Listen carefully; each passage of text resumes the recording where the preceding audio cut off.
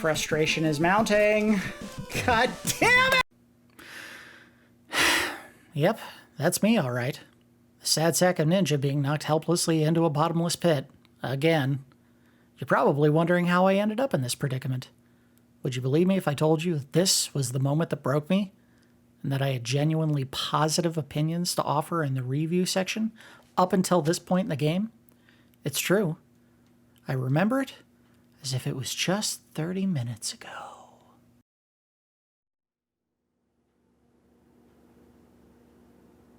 Good morning, good afternoon, and or good evening. You are watching Nub's Collection, a YouTube series dedicated to the cataloging and review of every game in my physical media collection. As always, I am your host, Victor Nub, and today we're looking at Ninja Gaiden 2, The Dark Sword of Chaos. Developed and published by Tecmo and released in the United States on May 15th of 1990. So this is going to be one of those games where I will admit up front, I have never beaten it. And part of the reason for that is, as anyone who's ever played a Ninja Gaiden game knows, these games are ridiculously hard. You can probably get through one or two levels with little difficulty, or maybe some difficulty, but once you get to, say, the third or fourth level, that difficulty ramps up to a point where it is almost impossible to beat the game. So don't be surprised if we get to, say, level 3 or 4. I think 3 is the one where they start messing with the wind, and I just run up against a brick wall. But we'll try to bash through it as much as possible today. So Ninja Gaiden was part of a series that Tecmo referred to as the Theater series. The reason for that is, as you can see on the screen, they gave a bunch of cutscenes into they placed them into the video game in between levels. And they had a very cinematic approach. You know, all the character models are moving around dramatic ways. They have cinematic display. It's in letterbox, obviously. They wanted this game to have a very cinematic feel to it, at least with the storytelling. And along with the cinematic storytelling in the game, the instruction manual also has a ridiculously long story setup. So strap in. There's quite a few pages of dialogue story setup that we got to go through for this game. It is a sequel. I have never played the first game. This was one of those games where I had gotten a strategy guide from Nintendo Power. I had a subscription in Nintendo Power, just like many kids my age did. And they released a set of 4 strategy guides sometime early on in the lifetime of the magazine. The 4 were Final Fantasy, Super Mario Bros. 3, Ninja Gaiden 2, and 4-Player Extra, I think is what it was called. I believe I got all 4 of them. I think I have 3 of them still. The Super Mario Bros. 3 strategy guide, I don't know if I still have that. Doesn't matter. I mean, if you've played that game once, you've played it 1,000 times and you know all the tricks, so that one, having a strategy guide for it is probably a little bit of overkill. Anyway, let's go ahead and do the story setup. The story in the instruction manual is simply called The Story, and it also sets up the events of the first game so that you're up to speed for the incredibly lore-dense sequel here that we're seeing some story about right now while I'm talking. But let's go ahead and get started. In order to avenge his father's death, Ryu had come to America, where he was suddenly attacked by a mysterious army.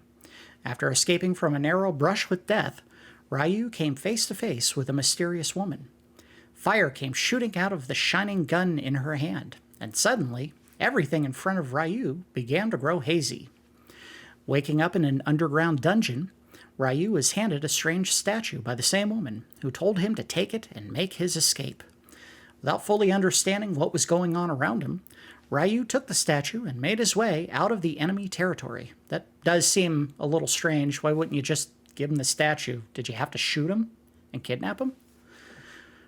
Ryu then went to see Dr. Smith, an archaeologist friend of his father, and learned about the light and dark statues of an evil demon. Just as they were talking, the dark statue was snatched away by an enemy ninja. Ryu, go after him. I actually believe it's pronounced Ryu, so I apologize in advance if I keep saying Ryu. After retrieving the statue, he returned to Dr. Smith's cabin, only to find the doctor lying on the floor, mortally wounded. Just before he died, the doctor whispered, "Ryu, Now the light statue has been taken. Well, no kidding. I think he saw that happen. When Ryu looked up from Dr. Smith's side, he found that he was surrounded by a band of men dressed in black from head to foot. They were all pointing guns at him. These men took Ryu to a secret CIA base and to the office of Chief Foster. Foster explained to Ryu that the mysterious woman, Irene, was really a spy for the CIA, and told him about Jaquio? I'm not sure how you say that. Jaquio. I'm going to say Jaquio. Jaquio's plan, and about his Temple of Darkness. Foster then forced Ryu to take on the perilous mission of recovering the stolen light statue of the evil demon. Ryu made his way towards the Temple of Darkness, located deep in the Amazon jungle. But Jaquio, who was holding Irene hostage in the temple, blackmailed Ryu into giving up the dark statue of the demon. Ah, so he had the dark statue. Okay, I'm not paying attention, I guess. That he had been carrying, and dumped Ryu down into an underground cave. All right, guys, strap in. Just 3 more pages of this. Ryu was finally able to escape from the cave, but as he climbed over the last cliff, he came face to face with the villain who had killed his father, Bloody Malth.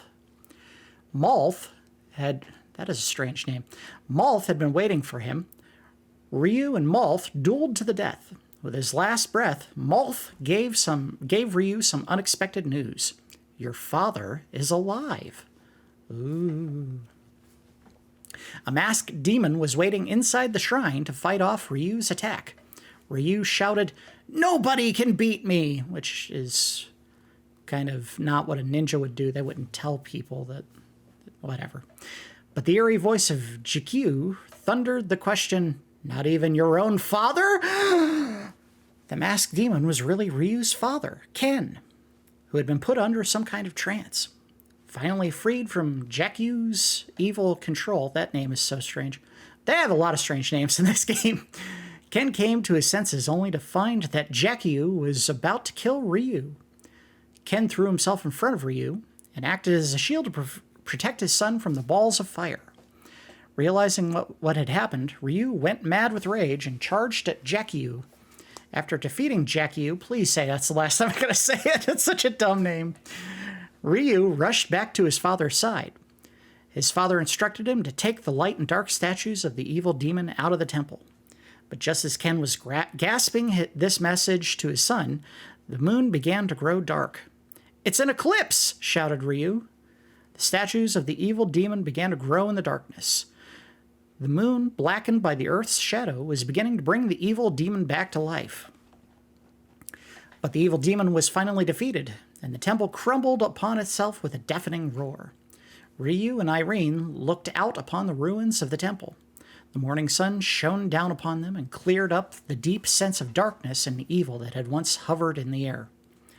A year has passed, and still the activity down at the bottom of the realm of darkness continues. Ashtar, the evil lord who secretly controls Jaquio, is now on the move. And I believe this gentleman in the pink cape here is supposed to be Ashtar. So, wow. Maybe not quite as bad as the ActRaiser story setup, but boy, that is a lot. They basically just retold the entire story from the first game, assuming you never played it, I guess. But let's go ahead and start the game. Ashtar does look very cool, and unfortunately I have never actually gotten to him, so... Oh well, I'm sure he's very bad. I thought the gun fired there. Maybe I misremembered. So one of the cool things about this game that was unique to it and only this sequel... Why are you not moving in an angle? There we go. Is that the way the game allowed you to pick up shadows, doubles, whatever they're called. We'll probably see one in this level at some point. That would double your body. And the way that worked is the double would stay in place when you stop moving. And if you were on a certain plane, you could use that to... Getting up there. Get up there. Okay. Don't want that. Got the one I want. You could use it to hit characters that are kind of up high, since the shadow would just stop in place when you attacked. Nope, don't want that. Get off the screen. Go. The reason I want the one that I have right now is this one will actually shoot down, and the enemy we're about to fight at the end of the level is a ground-based boss, so having a shot that fires downward would be very beneficial. Come on. Why are you not clinging? Cling to the wall, man. This is annoying. I know he sticks. Okay, maybe this one. See, that one will let me stick to. I don't think picking up extras does anything special for you. Hey, I did it. There's a special trick when you are at the top of ledges in this game where if you... There's my shadow. If you're at the top of a ledge and you need to get to the top, you have to kind of kick off the wall and then kick back towards it. That's one of those things when I was a kid I was kind of too dumb to figure out and probably got really annoyed in some levels where I couldn't, for whatever reason... Boy, I have terrible timing today. There we go. I didn't want that one anyway. I probably had a lot of difficulty trying to get the... Oh! Getting the item. Or getting the item. Getting the trick down for landing this. Struggling with it today. There we go. I don't want it. I'll just wait. I got time. Do some stretches. There we go. No! Owie! I have no idea what those are supposed to be. Yoink. Come on. Gotcha. Yeah, if it's a wall that's like on your plane, I guess you... There was a second spirit. If it's a wall on your plane, you just press into it and you'll cling no matter what you do. There we go. Nope. Stop it! I'm stuck in a loop. I can't... No! Whee! Oh, that almost was a death. If I hadn't clinged to the wall at the last second, I think that would have killed me. Yeah, there's no lightly pressing the button in this game. If you jump full bore as far as I know. There is no half measure there. One of the things that this game was pretty notorious about was also using some character models that were blatant rip-offs of other properties. There is an enemy character in this game that basically is like a Jason Voorhees knockoff. Oh, I thought this worked. It may not. And these are not doing the trick. I think I'll just use my sword. Easy enough. Whee! Oh, get up. Oop. This is Baby's first boss fight, basically. Just jump over him, stab him 2 times, and run away. Oh no! All my talk! I'm about to lose! I got it.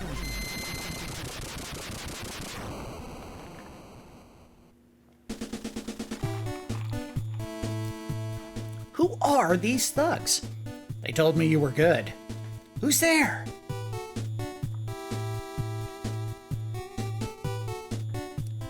Go to the Tower of Lahia if you want to save the girl.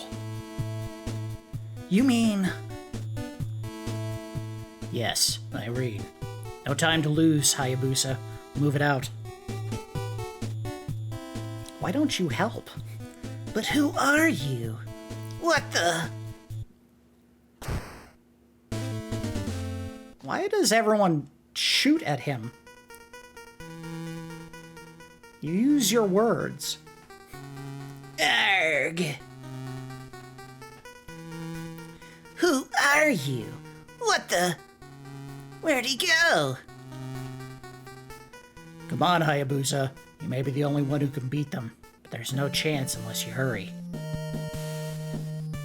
Then why aren't you hurrying? The Tower of Lahia. I don't know why my default voice seems to be Krillin for any hero characters. I guess I equate them all with kind of feckless wieners. I don't think this level has a boss. This is one of the few times where you play through the level and you just kind of get to the end and go to the next area.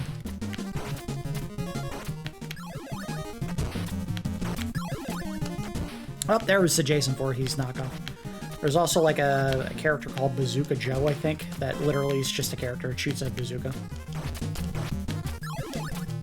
The first game, as I recall, was a lot more blatant in some of those.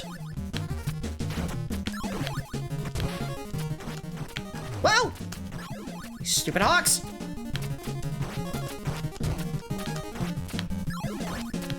Unfortunately, you can only get 2 of the shadows, so it helps in certain areas, in certain ways, but other ways it's not so helpful. This is probably the best item for using the shadows, is this shuriken that I have here, because you can do this. See how they wrapped around when I shot them out. Fighting an enemy that takes a lot of hits, and you can get one of the shadows up in the air. You can cover the entire screen with shots, so that's a nice benefit. And there are, I think, 1 or 2 bosses that you can do that with. Ah, come on, I screwed that up. I shouldn't be hitting all of these, period. Except for, oh, come on! Stop it! Alright, I made it to the engine. There we go. Yeah, this is where the game kind of takes a big FU approach, because you can see the wind pushes you. At least you can see what direction it's blowing in, but you'll be trying to jump a ledge and it'll just start blowing against you and screw up your jump. Oh! Fortunately, there is no extra health vials that I know of. And you don't get your health back between levels, obviously, yeah.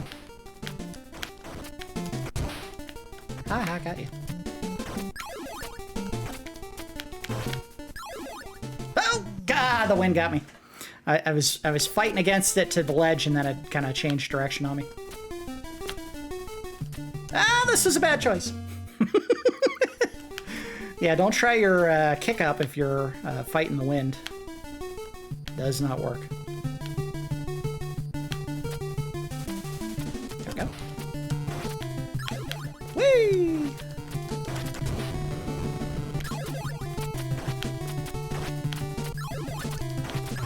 Ow! Ah! I knew it! I knew the one was gonna get me again. This is where the game really starts ramping up the FU-ness. Haha, got you. Come on. Kick. I know for a fact that that kind of kick-up thing was something that plagued me as a kid. I mean, they were a lot more generous, as I recall, from stories about the first game that I never played. In the first game about how that worked, and in this game they just kind of like, nah, people know how to play the game now. They don't need the help.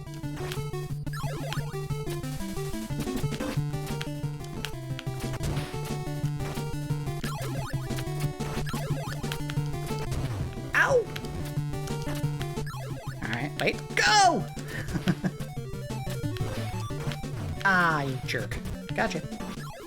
Look at that action. That is why you like the big, I think they're called windmill shurikens in this game. Alright, wait.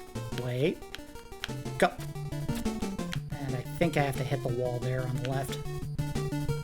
Wait. Go. Wait for the wind. Go. Got it. Whew. Might be able to make this. Yep. I think you need the wind in your favor to... Well, no you don't. Ah, damn it. I can hit that guy. And that guy. There's Bazooka Joe. And that scroll that I just picked up increased my max magic stat, or whatever the stat's supposed to be called. Oh, I'm glad I picked that up. Ow. I thought I could dodge that. Nope. No! Ho ho ho ho! He got me on the second shot, though. That sucked. Come on. Alright, screw it, just fire. That worked. I got some extra life. I definitely need it. Alright, here you have to get the wind on your side to make the jump. And my phone is apparently not on silent. Let's take care of that real quick. Podcasting professional, ladies and gentlemen. we go. Get out of here. Make the jump! Oh, thank you. I think that was health. Alright, screw it. Just leave it. No! Oh, this game hates you. It just hates you. Make the jump. Get roly-poly out of the way. I hope one of these was a shadow. What? Come on, I'm hitting it. No. Stop. We need to take a look at this because I was thinking the entire time when I was playing this game that I just had my timing off. That's bullshit. Let's take a look at the frame from when I actually hit that orb with my sword. And let's isolate it a little bit. And let's clean up the background a little bit. And let's zoom in. Now you look at this picture and tell me how the f*** did this sword not hit the orb? They did not do a good job of doing hitboxes in this game. I was convinced the entire game that I was just missing things because I was a little bit too slow. The sword is sticking through the orb. How did it not hit? I'm calling bullshit. I'm calling bullshit on the whole thing. Don't, you dicks. There, that wasn't even worth it. A lot of life to try to get an item that I didn't even benefit from finding. There we go. Oh, I thought I had the timing on it. And now I'm getting hit by him, clipping him. This game obviously subscribes to the logic of enemies touching you equals damage, no matter what they're doing. Oh, I should make the jump while I had a chance! And I died. I really thought I was going to make it to the 3rd level, and obviously it's starting to look real dicey here. I don't think you get infinite continues. I think it's like a 1 or 2 continue situation, and then you're on your own. Come on. Get out of here. Screw you. Got him. Really should be using my magic more. It's there for a reason.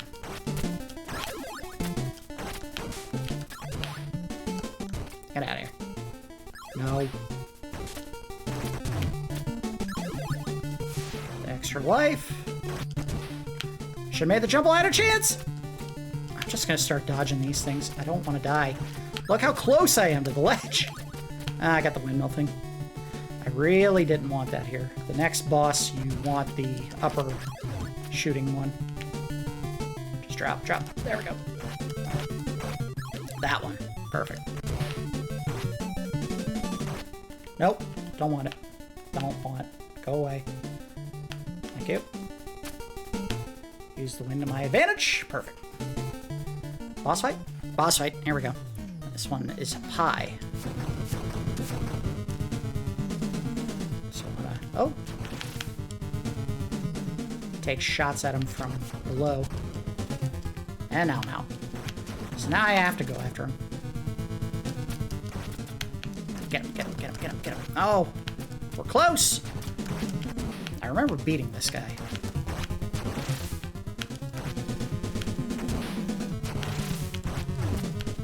But obviously, it's not terribly easy. Alright, I just gotta go. Get him! Oh, come on. Damn you, game. Don't fight me! Yeah, I did it. Cool.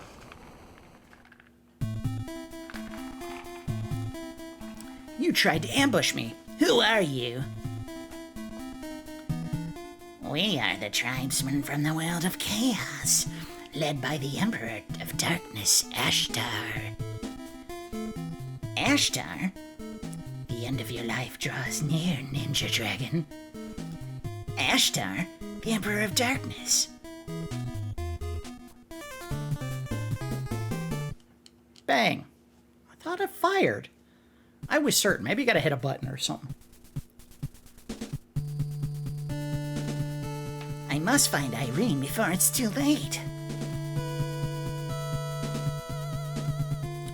Nice cinematic shot. I think I have a title card shot.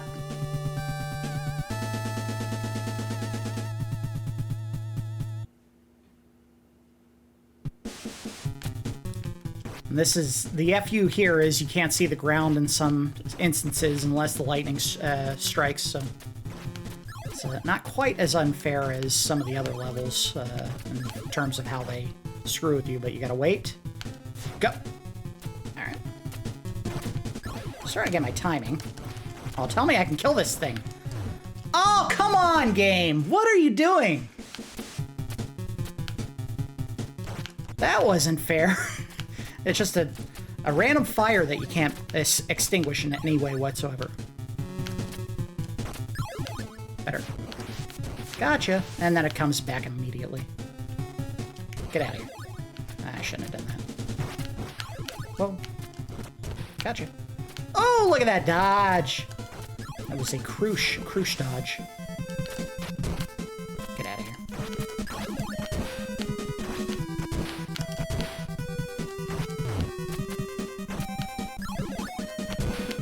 Make the jump. Yeah, I am certain those jumps screwed me over so much when I was a kid. That seems like the kind of thing that would have driven me insane when I was younger. I'm not gonna get it. Ah, crap. I see the ground. There we go. I think that makes you invincible? It does. Yeah, here we go. So now there's some levels that I'm not gonna be able to get up, I think. Yeah, it's not weird.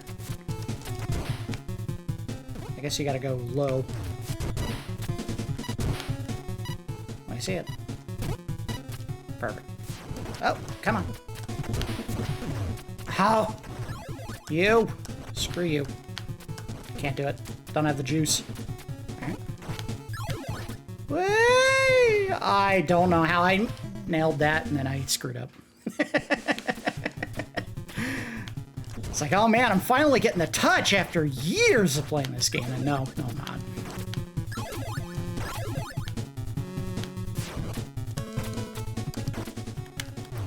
I know it's going to give me that item every time, and I still pick it up. I'm an idiot. Alright, just go.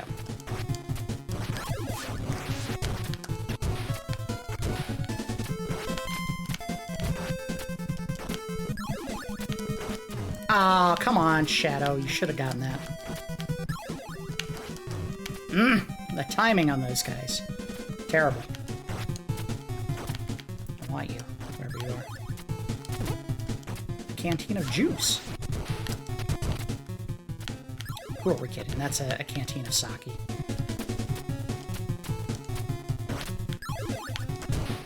Haha. Make the jump! I shouldn't have done that. That was dumb. But I wanted the health, so... Let me see it. Alright. Oh, come on.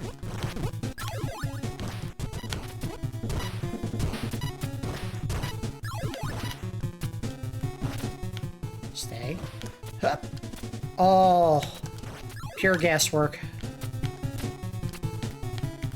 Alright, wait. Go. It's gonna be one of those very light episodes where I just don't have a whole lot of yucks because I'm trying to beat the game. You know, lighter episodes are not bad. Sometimes... Screw you, game. Sometimes lighter games are alright. It's okay to have one where I'm not trying to make yucks the whole way through. It's also nice when I don't have to keep killing guys that keep respawning. Grab that. I've been here before, but it has been so long I don't remember. Oh! I remember that guy, though. God. Can I please hit the thing? Thank you. Well, your weapon in this game has, like, no range whatsoever. You basically have to be breathing on the enemy to hit them with your sword.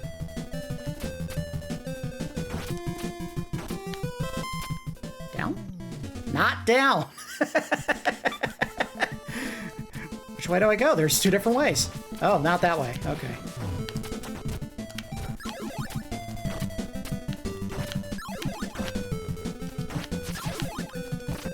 Got all of you, and then immediately got screwed. Come on, kick up. Kick. There you go, dummy. Not down. Whoa! I thought I shorted that. I did not. I know I've been to the end of this level because there's a guy with a jetpack, as I recall. So I want the item I'm currently using. And not that one there on the ledge.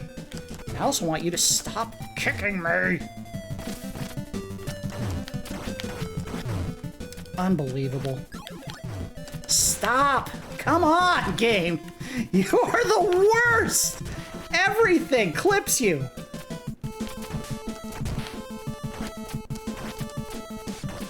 Nope, I don't want it. I'll stare away. I'm gonna have to restart the entire level. Ah, that's gonna be disappointing. I knew it. I'm gonna have to restart. Yeah. You have the tiniest goddamn range with your weapon. That is part of the frustration of this. Do I get to continue? I do. Alright. Well, at least I restarted the castle, not out in the thunder level. Dick.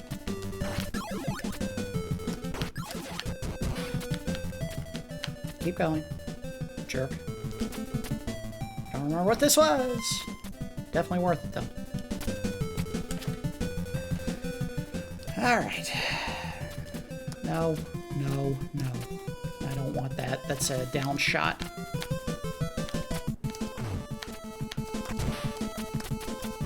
Ah! Not worth it. Not worth it. It's too bad picking up multiples there does not give you an extra item. That would be cool. Like you get something enhanced about your attack if you pick up that one.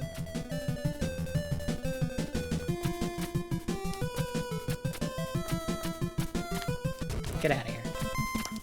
No, Jason! Screw you! Go away. I shouldn't have done that. My avarice cost me greatly! Oh. Gotcha. Alright, got my second shadow. Got whatever that was. I think I was an extra life.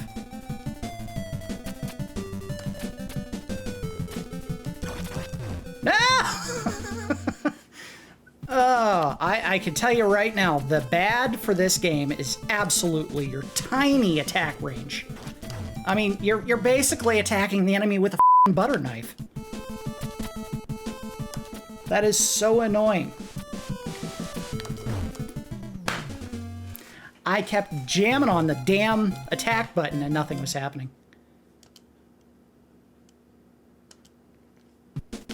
Alright, we're going to give this one more try and then we're going to call it a day here because I don't know how much more I'm willing to put up with.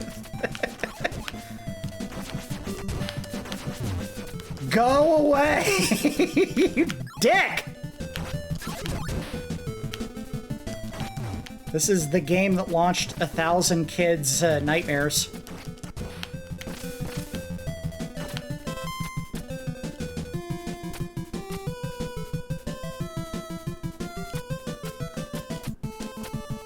Why did you not cling? It's like the game half the time ignores your button inputs. Get out of here. Nope. Nope and a nope. Screw off. Come on! Ah, stupid. One of these is an upshot again. There it is. Keep that one. Want. That's what I get for not thinking before I attack. I really need it here. And I'm dead. Ah, Jesus. It takes a special kind of kid to be able to beat one of these games without destroying their Nintendo or the controllers.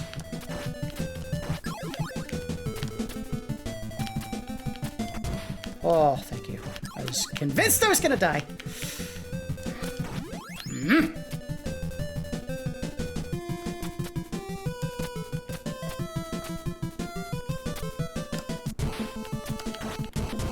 Alright, take this.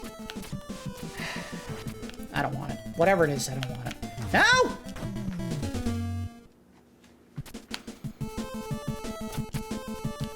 The frustration is mounting. God damn it! Alright, we're done. That's it. I'm not continuing. I don't care what you try to entice me with, game. It's over. Oh, this game is annoying. Alright, let's go ahead and do the wrap-up. We'll do the good, the bad, and the ugly. The good is the character models and the levels are very cool looking, and the cinematics are great. They set out to tell what was probably intended to be a very much adult-oriented type of storytelling. You know, cinematic camera angles, gunfire, intrigue, and I think they succeeded in a way that Nintendo games typically didn't back in the day. So that was definitely a strong point for this game if you actually managed to get to the point where you could see the whole story play out, kind of like in the first game, where I assume since these were mostly kids' games, they assumed most people who played the first one never beat it. So they had to tell you the whole story at the beginning of the instruction manual for the second one here. The bad, oh boy, very easy. Not only do they have some of the cheapest deaths in video games, I mean, you jump off a ledge and there's an enemy that's going to hit you into a bottomless pit. And I died, what, 20 times there? 30 times falling into a pit? Not fair character placement. Some of the button inputs were not activating when I was pressing them, and that was driving me insane. There's nothing wrong with the controller. I've used the same controller for every game that I have played for the Nintendo collection of video games to this point, and I've never had a button input drop out with any other game. So that's very much an issue with the card itself. And second, or I guess that would be third, your weapon. There's no range on it. You got to be pixels away from the enemy to make contact with your attack. And there's no high hitbox and no low hitbox. Your tiny amount of space on screen with the swing of your weapon is all the range that weapon has. And if it does not touch the enemy, they don't get hit.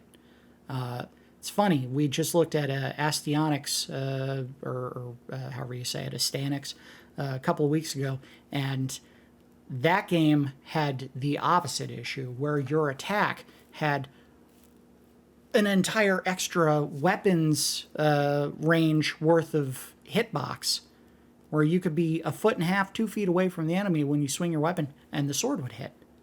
This game, I feel like you got to be breathing in the enemy's face when you swing the weapon before it actually makes contact. So there is definitely a good way to do hitboxes and a bad way to do hitboxes, and neither of those games got it right. They were both swinging wide in their attempts to get it, and neither of them got it correct. Very frustrating.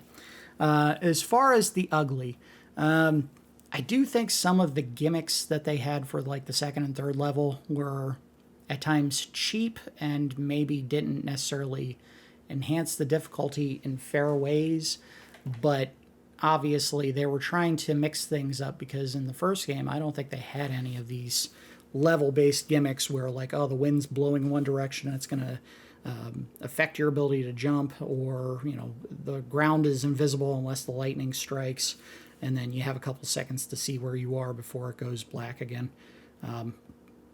I like the idea of them. The execution of them, I think maybe is not necessarily fun. Excuse me. So let's go ahead and give the game a score. We do our scoring in Randars, 1 to 10. I think it's a good game design. I think the difficulty is extremely off-putting, and unfortunately, as a result of that, I can't give this any higher Then a 5. This was a frustrating experience today.